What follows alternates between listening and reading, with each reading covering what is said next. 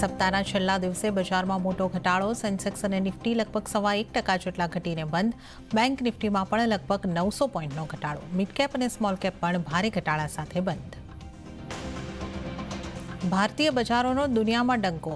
MSCI emerging market ઇન્ડેક્સમાં પહેલીવાર ચીનને પાછળ છોડ્યું. ભારતનું વેટેજ વધીને 22%થી પણ વધારે.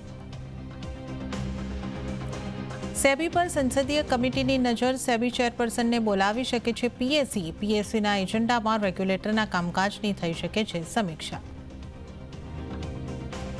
કુલ ખર્ચનો અડધાથી પણ ઓછો ખર્ચ ખાવા પાછળ. પ્રધાનમંત્રી એડવાઇઝરી કમિટીની રિપોર્ટ. ગરીબોમાં દૂધ, ફળ, ઈંડા જેવા પ્રોડક્ટ પાછળ વધ્યો ક્રેઝ.